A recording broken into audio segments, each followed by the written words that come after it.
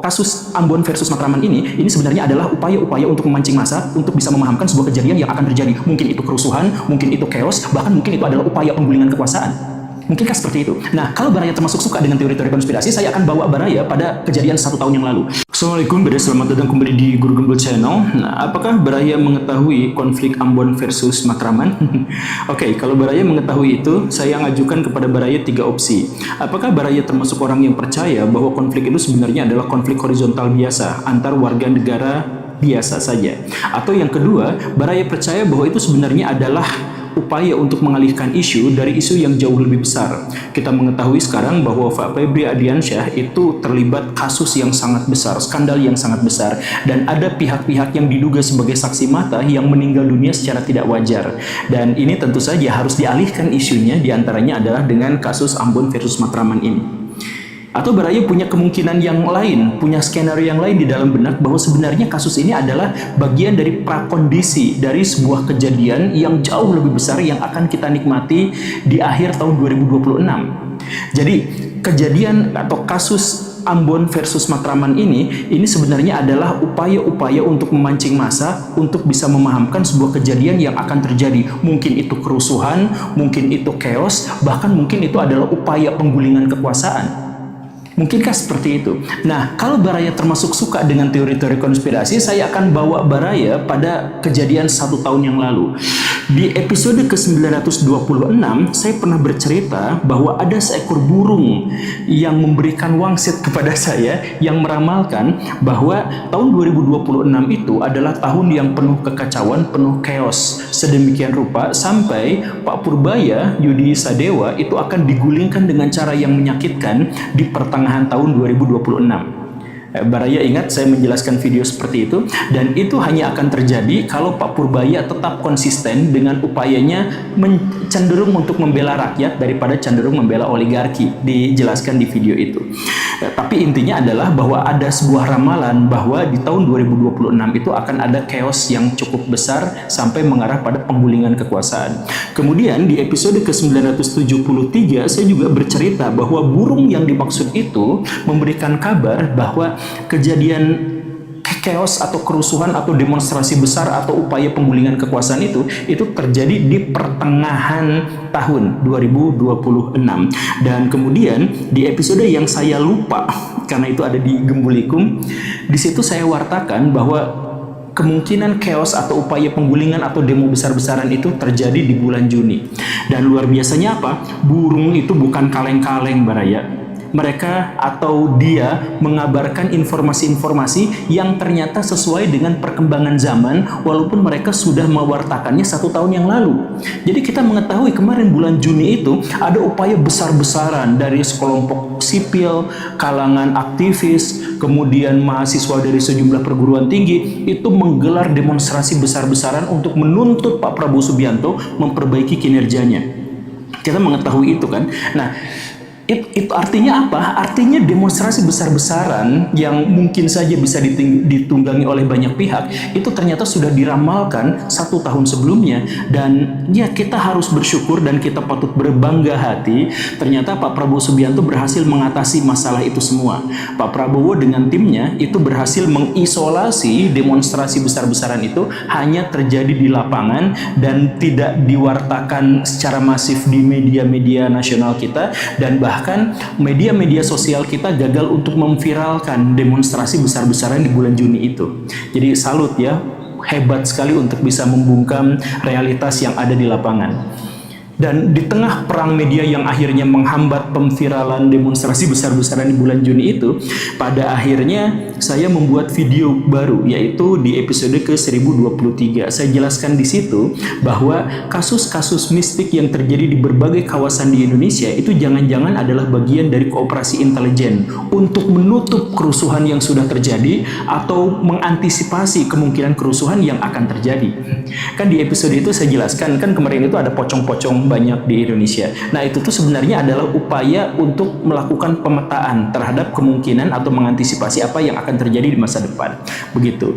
Sehingga kalaupun nanti akan ada kerusuhan, semuanya itu sudah bisa dinetralkan atau sudah bisa diantisipasi dan dimitigasi. Begitu. Dan luar biasanya apa Baraya? Di tengah-tengah gonjang-ganjing isu-isu dan teori-teori konspirasi itu, kemudian ada pernyataan dari Pak Said Didu. Nah, Pak Said Didu itu mengatakan dalam sebuah podcastnya di tanggal 23 Maret 2026 bahwa Pak Yusuf Kalla mengatakan bahwa Indonesia akan chaos, Indonesia akan mengalami krisis dan kerusuhan itu terjadi dimulai bulan Juli sampai Agustus 2026. Begitu. Kalau Pak Prabowo gagal untuk menyelesaikan berbagai masalah fiskal dan moneter di Indonesia, maka Indonesia akan dilanda kerusuhan itu. Itu adalah sebuah pernyataan yang sangat kontroversial dan bahkan menurut Pak Yusuf Kalla sendiri, karena Pak Yusuf Kalla mengatakan bahwa saya tidak pernah ngomong kayak gitu. Ini Pak Said Didu ngomong apa sih, kan saya tidak pernah ngomong kayak gitu, kenapa dikutip? Dan akhirnya terjadilah persengketaan di antara mereka gitu ya. Tapi balik lagi kita ke cerita awal. Kasus Matraman versus Ambon ini memang menarik sejumlah besar teori konspirasi karena dia tuh janggal. Maksud saya, setidak-tidaknya menurut saya pribadi itu janggal. Ada beberapa kejanggalan yang saya catat. Pertama, itu adalah untuk skala kasus yang tidak terlalu besar seperti itu. Maaf ya, kita menghormati dan kita berempati terhadap korban yang meninggal dan korban-korban psikis yang ada di sana. Cuman maksud saya adalah skupnya kan sebenarnya tidak terlalu besar. Skupnya itu kecil-kecil saja gitu. Tetapi walaupun skupnya sangat kecil, versinya terlalu banyak. Ada versi yang mengatakan penyebabnya adalah gara-gara nasi kuning tidak dibayar. Ada yang mengatakan gara-gara gerung-gerung naik motor, kemudian dicela dan kemudian melakukan perlawanan. Ada yang mengatakan lagi sebenarnya itu bukan orang-orang Ambon, tapi itu adalah orang NTT. Bahkan ada yang mengaitkan bahwa peristiwanya jauh-jauh hari sebelumnya, di mana orang-orang Ambon itu sering melakukan pesta miras di sana dan mengganggu masyarakat sampai subuh gitu. Ada banyak sekali versi. Jadi maksud saya adalah untuk ukuran kasus sekecil itu dalam lokal yang kecil, itu versinya terlalu banyak, itu menurut saya agak terlalu janggal. Kemudian yang kedua, walaupun versinya banyak, kenapa sih media-media itu selalu menggarisbawahi itu Ambon gitu? Kenapa harus terhubung dengan etnis gitu? Maksud saya begini Baraya, coba lihat ini kronologi yang katanya versi paling kuat. Kronologinya itu adalah ada orang gerung-gerung motor, kemudian ditegur, kemudian nggak terima dan akhirnya pulang bawa orang untuk melakukan serangan terhadap orang-orang di sekitar nasi uduk itu, nasi kuning itu, dan kemudian warga di sana balik melakukan serangan dan seterusnya dan seterusnya. Nah, cerita bahwa ada orang gerung-gerung kemudian dilabrak kemudian melakukan serangan balik itu tuh gak harus dilibatkan Ambon, gak harus pakai suku, karena itu adalah perilaku dan reaksi normal para preman. Dan itu kejadiannya bukan hanya sekali, gerung-gerung, ditegur, marah, itu bukan cuma sekali kan Baraya. Kenapa harus dikaitkan juga dengan Ambon? Nah, kenapa harus dikaitkan dengan etnis? Bahkan ada versi juga yang mengatakan bahwa orang-orang Ambon itu kemudian menyerang masjid di situ, yang kemudian diklarifikasi bahwa itu tidak benar gitu dan seterusnya. Kenapa ada upaya mengaitkan dengan agama? Kenapa ada upaya mengaitkan dengan suku? Nah, ini menurut saya sih janggal. Kemudian kejanggalan berikutnya itu adalah kenapa kasus ini terjadi bersamaan dengan kasus Febri Ardiansyah, di mana konon orang-orang yang menjadi saksi kunci itu meninggal dengan cara yang tidak wajar. Nah, ini terlambat untuk viral dan kemudian yang viralnya masalah ini gitu. Nah, tapi ya saya tidak mengatakan bahwa apa yang saya katakan ini adalah fakta, tetapi ini adalah teori konspirasi yang berkembang dan pada akhirnya menjadi masuk akal karena terlalu banyak kejanggalan gitu.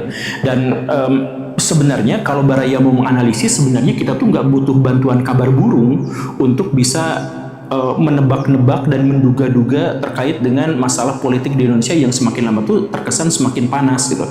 Karena gini Baraya, kita tuh harus memahami bahwa pemerintahan Pak Prabowo sekarang itu tidak sama seperti pemerintahan-pemerintahan sebelumnya. Ada terlalu banyak masalah yang akhirnya memicu sejumlah besar teori-teori konspirasi. Misalkan masalah Pak Prabowo itu adalah, pertama, agenda-agenda Pak Prabowo itu terkesan mendadak.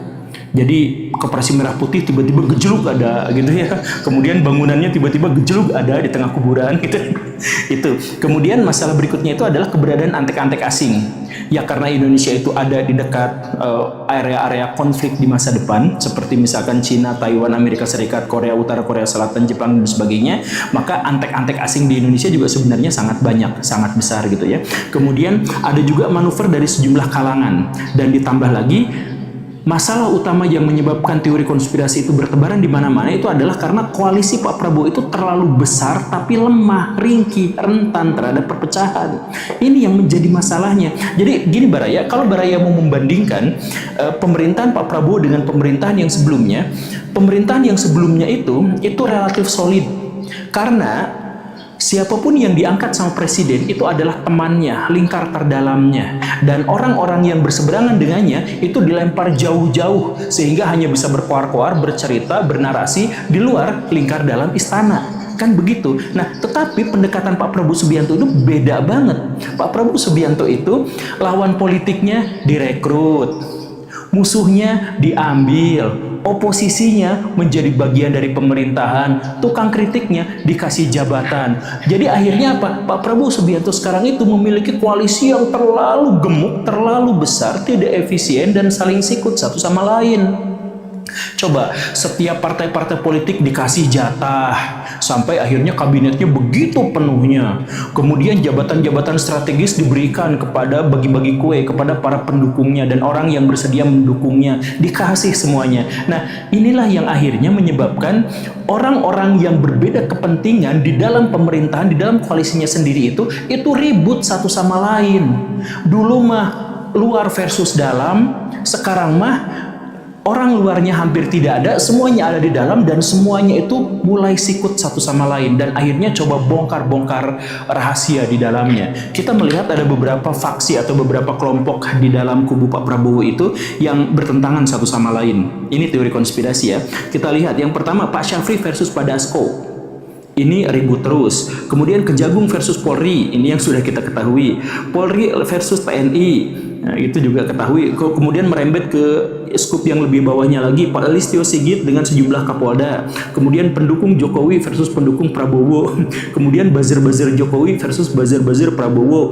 Kemudian Hambalang Boys versus sejumlah jenderal. Kemudian oligarki kuning versus oligarki putih gitu. Kemudian ada banyak sekali dan itu tuh ada dalam satu koalisi yang sama gitu. Dan karena itulah maka kasus-kasus yang terungkap itu adalah kasus hasil sikut-sikutan satu sama lain. Misalkan Pak Prabowo bikin sebuah kebijakan yang namanya MBG, itu hampir aja nyanyi.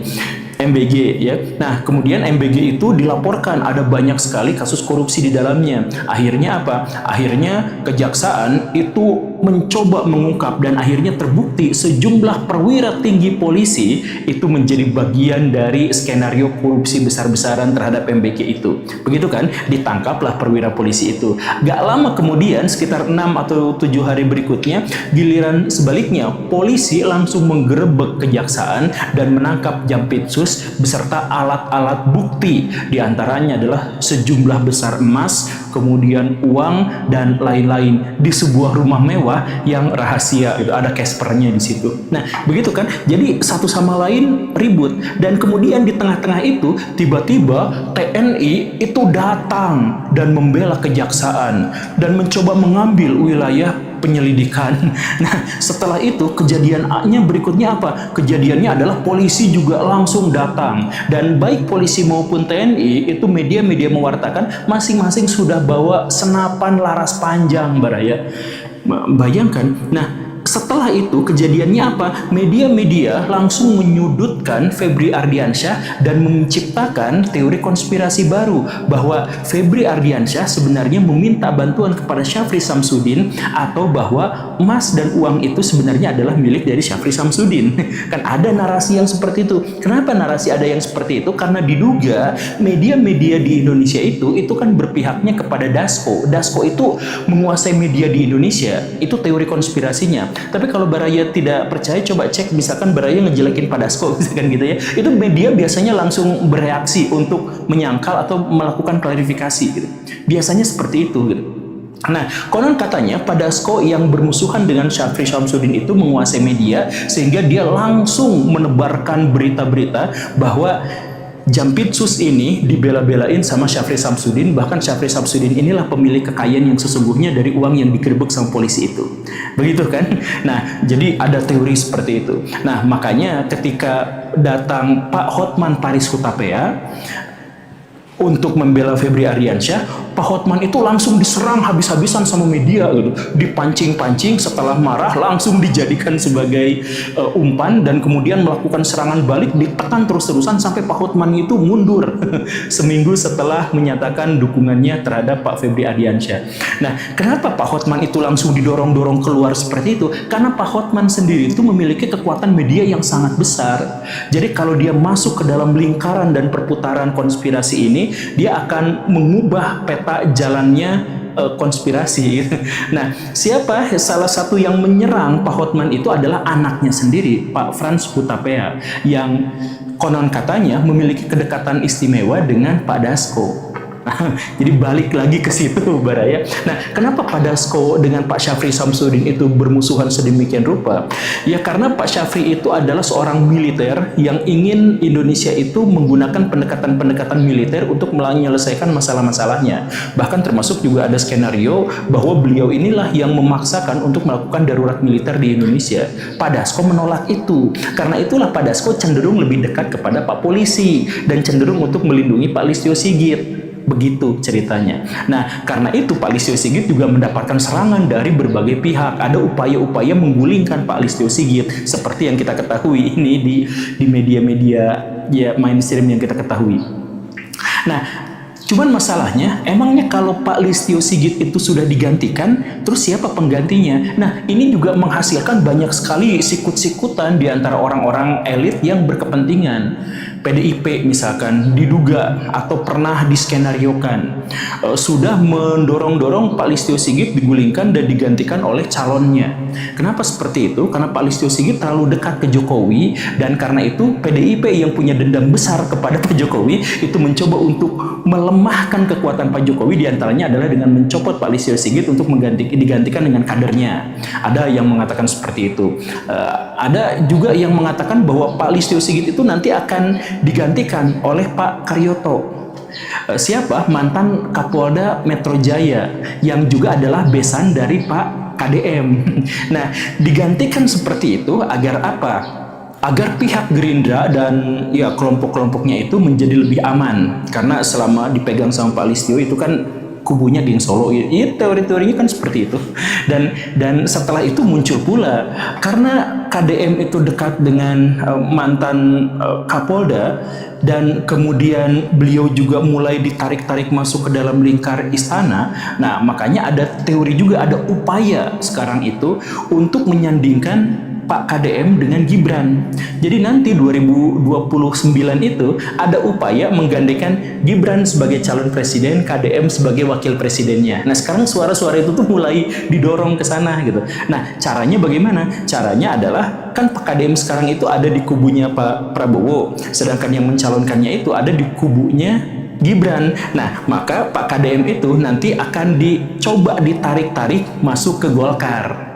Begitu, karena Golkar itu adalah partai politik yang diduga mendapatkan pengaruh yang sangat-sangat kuat dari Pak Jokowi gitu. Nah, kenapa Pak KDM harus pindah ke Golkar? Sebab kalau melanjutkan karir politiknya di Gerindra nampaknya tidak memiliki banyak peluang, karena di Gerindra itu kan tokoh-tokoh besarnya dalam hierarkinya itu masih panjang ke atasnya gitu. Itu nggak baik untuk Pak KDM. Jadi Pak KDM itu harus dipindahkan ke partai yang lain yang sama besarnya atau seimbang kekuatannya untuk kemudian disandingkan dengan Gibran dan akhirnya mencalonkan diri di sana. Begitu. Ya, saya tahu Baraya itu akan berpikir bahwa ini teori konspirasinya kebablasan, tapi enggak juga Baraya gini, karena gini nih. Sekarang itu Pak Jokowi itu turun gunung, dan Pak Jokowi itu punya kehebatan dan karisma politik yang luar biasa besar Baraya. Betapapun sudah diserang dengan ijazah palsu, diserang dengan cerita-cerita korupsi di masa lalu dan sebagainya, Pak Jokowi itu kuat luar biasa Baraya. Nah, ketika beliau sekarang turun gunung, itu percakapan di media massa itu berubah Baraya. Kan dulu itu kita menghujat, mencaci maki Pak Jokowi ya, tapi kita lihat misalkan ya, ini ada sebuah data yang disampaikan di harian Kompas yang judulnya adalah Efek Jokowi Turun Gunung. Itu menyebutkan bahwa percakapan di media sosial akhir-akhir ini sejak Pak Jokowi turun itu mencapai 58 juta ucapan, obrolan. Dan dari sebanyak itu 43% mendukung atau punya sentimen positif terhadap Pak Jokowi, dengan sentimen negatifnya itu cuma 18%, Baraya. Nah, coba sekarang bayangkan Baraya, kemarin Kompas mengatakan bahwa kepercayaan publik terhadap Pak Prabowo itu turun drastis. Turunnya luar biasa Baraya, sampai ke 50% dari sebelumnya 80%. Nah, turun terus, sedangkan Pak Jokowi sejak turun gunung itu justru malah naik mencapai 43% ulasan positif. Walaupun ini ada di dua ranah survei akademis yang berbeda gitu ya. Tapi yang satu turun, yang satu naik lagi. Maka potensi untuk menggandeng Pak KDM untuk bersama Pak Gibran itu terbuka. Saya tidak bilang itu akan benar-benar terjadi seperti itu, tetapi saya bilang sekarang tuh sedang digaungkan yang seperti itu. Nah, pusing kan? Ya sama, saya juga pusing Baraya, dan ini tuh hanya sekelumit kecil dari cerita besar, dari skenario berbagai teori konspirasi di dalam istana. Dan Baraya boleh tidak percaya, karena saya juga sebenarnya sanksi dengan berbagai cerita-cerita dan kabar-kabar burung itu. Tetapi intinya adalah yang fakta yang kita ketahui bersama, yang ini bukan teori konspirasi, itu adalah bahwa kita mengetahui pejabat-pejabat itu melakukan berbagai tindakan, mengeluarkan sejumlah kebijakan dan sebagainya. Kebanyakan di antara mereka itu justru adalah untuk kepentingan mereka sendiri, untuk kekuasaan mereka sendiri. Makanya ketika rakyat sekarang kelaparan, mereka berpikir tentang kekuasaan 2029. Padahal ini masih jauh, masih 3 tahun ke depan gitu. Kita masih mikir besok kita dipecat atau enggak, besok anak-anak kita dapat kado ulang tahun yang layak atau enggak. Kita masih kepikiran soal itu. Mereka di masa depan kita yang akan berkuasa. Jadi sekarang itu skenario-nya sudah diputar-putar segala rupa. Ya begitulah Baraya, ini yang terjadi di bumi tercinta Indonesia. Makanya sudahlah, nggak usah percaya sama teori-teori konspirasi gitu ya. Udah Baraya, silakan ojol aja. Yang mahasiswa silahkan fokus belajar saja. Karena sekarang tuh ada cerita, ada dorongan di mana kita tuh harus membahas terus-terusan politik. Jadi bahkan ketika kita nonton apa yang kita suka, Piala Dunia misalkan, kan kita suka sama itu kan, dan ada dramanya juga di sana gitu kan, dramanya juga besar gitu. Tapi kita tuh justru ditempatkan pada sebuah area di mana kalau kita nonton Piala Dunia, wah jangan dialihkan isunya, itu pengalihan isu gitu. Sampai ada cerita seperti itu. Jadi semua orang tuh tetap harus dipaksa untuk nongkrongin sinetron politik kita, karena semua pihak berkepentingan di situ dan semua pihak berkepentingan agar kita menyaksikannya. Yang masih kita sulit adalah masuk Piala Dunia. Nah, itu saya masih. Erick Thohir mana? Erick Thohir. Mana Menteri Keuangan? Apa yang diperlukan supaya kita bisa masuk Piala Dunia? Jadi dalam hal ini pun sebenarnya kita menjadi bagian besar dari komoditas politik untuk 2029. Jadi buat korban Matraman, saya mohon maaf ya. Mungkin teman-teman memang sengaja ditumbalkan dalam sebuah upaya untuk rebutan kekuasaan. Terima kasih karena sudah menyimak. Saya Guru Gembul tanpa kucing, kucingnya cuma lewat di sana aja. Assalamualaikum warahmatullahi wabarakatuh.